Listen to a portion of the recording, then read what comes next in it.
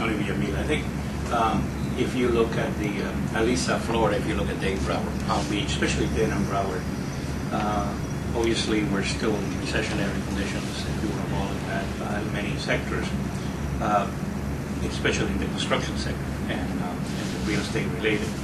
But at the same time, our economy has been much more resilient than the rest of the Florida economy. We have, because we have a large, dense urban population. We continue to have net migration from Colombia, Venezuela, and we're injecting purchasing power into the economy.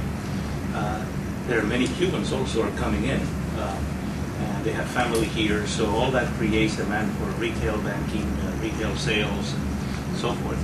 We also have, of course, the healthcare sector, which up to now has performed relatively well, even though there are pressures that are now beginning to develop on the costs of hospitals and revenues, as well as possible healthcare reform.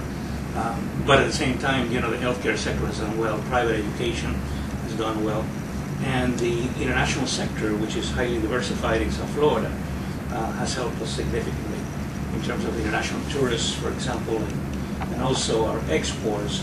Although they have decreased, they have not decreased as much as the rest of the nation. Latin America, surprisingly, especially Brazil, has done much better in this cycle than in prior cycles. So I do think that even though the economies, in terms of economic activities, are still relatively weak, we're beginning to see some semblance of possibility of growth in the latter part of this year into 2010. Before we, Dan, how are we doing with audio? Do we have, did we pick up the audio okay? Okay, good, okay, just want to make sure. So are there, anyone else want to take that question, or? I just wanted to make a comment, you know, related to that I think that the sector of the economy that obviously, you know, started this particular recession was obviously the financial sector, and in particular, you know, the largest financial institutions were the ones that created a lot of the stress that was put on the system that obviously later played itself out in the full-blown recession.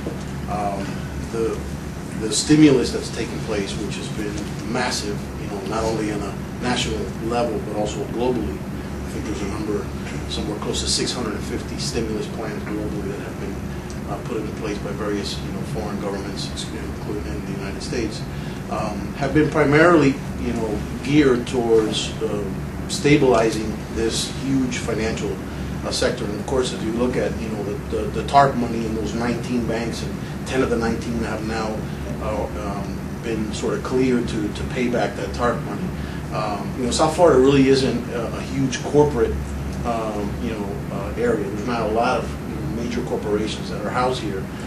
So I view sort of access to credit markets, access to capital markets right now, which is what's driving, you know, a lot of the sort of green shoots that you're starting to see coming from, you know, corporate America. And there's a view that, you know, the second half of the year, corporate earnings are going to start, you know, improving from a very low position, obviously. The small business, you know, what really drives most of what South Florida is, the small business, is really going to be, I think, the last one to come back. And not being a huge center for, you know, for corporate headquarters here, I think that may impact South Florida. Just to piggyback on that a bit, I just spent a week in Illinois and Wisconsin. And the thunder in that part of the world is all about raising state taxes, raising capital gains taxes at the state level. Fortunately, so far, Florida has seemed not to embrace that approach to problem solving, although I sense the ship of state is tacking to port here. I worry about that, not in a nasty way, but I've just never been a believer that government can be the answer. Government, to me, should be an enabler of commerce, and higher taxes discourages the location of new commerce or the growth of existing commerce.